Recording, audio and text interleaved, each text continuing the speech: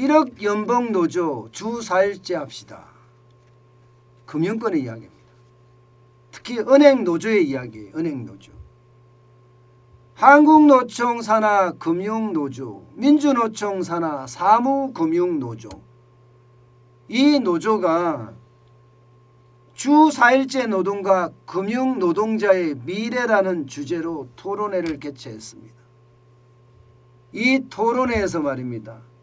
나온 핵심이 주 4일제를 시작을 하면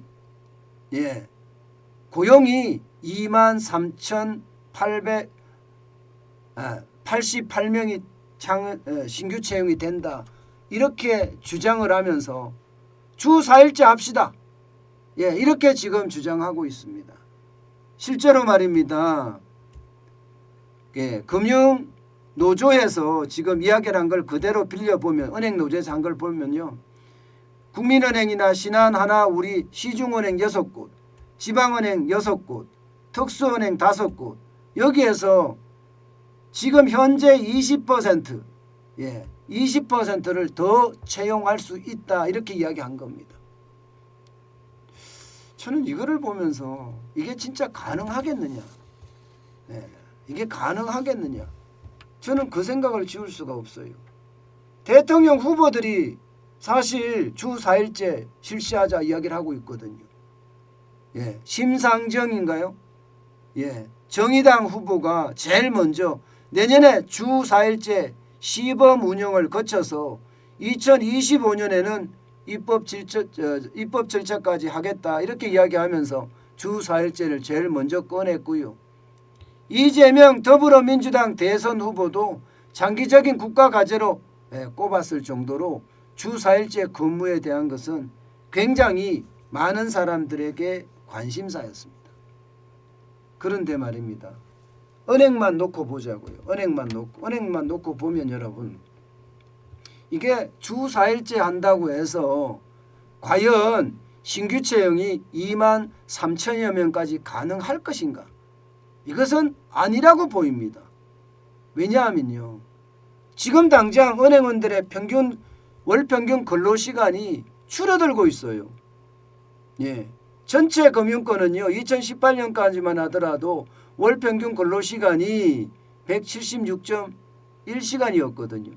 그런데 2020년에는 굉장히 줄었어요. 164.3시간으로 줄어들었습니다. 은행도 마찬가지입니다. 은행도 167.2시간에서 2020년에는 157.3시간으로 줄어들었습니다. 왜 줄어들까요? 줄어들 수밖에 없는 게 사람들이 이제는요, 디지털 뱅킹, 온라인 뱅킹을 주로 쓰는 거예요. 굳이 말입니다. 오프라인까지 안 가. 게다가 코로나19 때문에 은행 지점에 간다는 게 부담스러워서 더 안 갑니다. 부담스러워서 더 안 갑니다. 그러다 보니까 말입니다. 아무래도 월평균 근로시간이 줄어들 수밖에 없지요. 월평균 근로시간이 줄어든다는 얘기예요. 게다가 말입니다. 여러분, 더 심각한 것은요, 은행 점포들이 줄줄이 줄어들고 있습니다.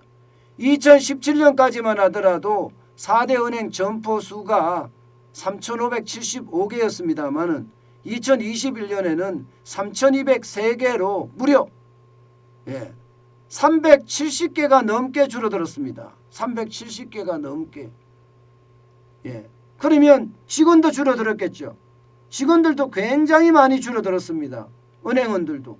줄어들 수밖에 없는 게 점포가 줄어드니까 명예퇴직이나 희망퇴직을 받아서요, 그만큼 줄어들 수밖에 없는 상황으로 됐다는 겁니다. 실제 말입니다. 은행에서 일하는 사람들도 많이 줄어들고 있다는 이야기입니다. 그런데 말이에요. 연봉은 엄청나요. 연봉 한번 보세요. 연봉은 거의 1억입니다. 2020년 기준으로 1억이에요. 은행원들은 4대 금융은행이 2017년에 6만 457명에서 5만 42명으로 줄어들었는데 연봉은 9,836만 원. 야, 참 엄청나죠. 엄청납니다. 그러면 어느 누구든 주 4일제 하고 싶어 하겠죠. 그런데 중요한 것은요. 임금이 깎이면 안 한다 이거. 임금이 깎이면. 임금이 깎이면 주 4일제만 뭐 하느냐. 이렇게 이야기합니다. 그랬더니 은행 노조에서는 이렇게 이야기합니다. 정부가 임금 깎이는 거 보정해 주면 되지 않느냐. 뭐 보정해 주는 게 그렇게 어려운 일도 아닌데 그 보정을 정부가 보정을 해라. 그러면 주 4일제 하는 것도 크게 무리가 없다. 이렇게 이야기하고 있습니다. 주 4일제에서 정부가 보정할 수 있는 것은요. 여러분도 알겠지만 이게 인력을 많이 창출하잖아요. 일자리를 많이 창출하면 그에 대한 정부의 인센티브가 있습니다. 바로 그 인센티브를 주라는 거예요. 인센티브를. 10% 이상 일자리를 늘린다. 이러면 그에 대한 정부 세제 혜택이 면세 혜택이 8% 정도 되니까 이것으로 임금을 보정하면 된다. 이렇게 구체적인 안까지 제시를 했습니다. 저는 이런 걸 보면서 말입니다. 이게 뚝이 한번 무너지잖아요. 그러면 이게 금융권에서만 이게 미치는 것이 아니에요. 우리 사회 전반으로 쉽게 확산합니다. 게다가 대한민국의 노조들 얼마나 강합니까?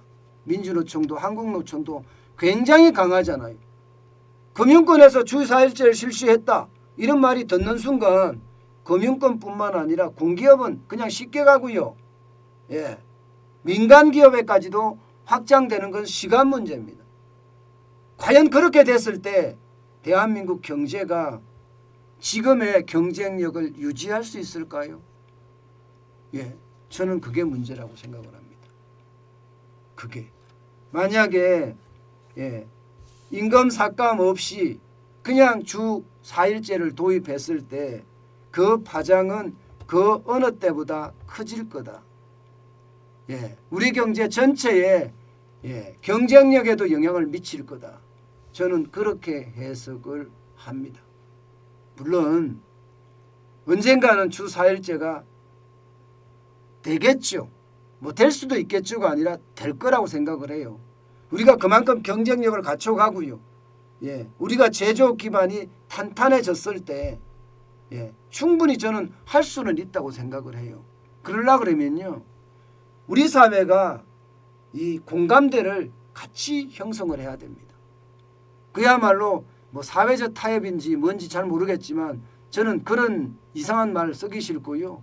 그냥 공동체 의식이 옛날처럼 다시 한번 발현돼진다면 충분히 가능할 것 같습니다. 내로남불 말고요. 개인주의가 지금은 창궐을 하기 때문에 창궐이라는 표현은 안 어울리네요. 개인주의가 만연하기 때문에 저는 그만큼 무조건 주 4일제로 가는 것 이것은요. 대안 없이 경쟁력만 떨어뜨리지 않을까. 저는 그런 두려움 가지고 있습니다. 그 어느 때보다 대한민국에게는요. 경쟁력이 굉장히 중요합니다. 그래야지 제품을 많이 팔 수 있으니까요. 제품을 세계 시장에 많이 팔아야지 대한민국이 생존할 수 있거든요. 그리고 언젠가는 대한민국이 세계 제패, 지금도 뭐 제패라고 이야기할 만한데요. 더 큰 그리고 단단한 그런 선진국이 되지 않을까 싶습니다.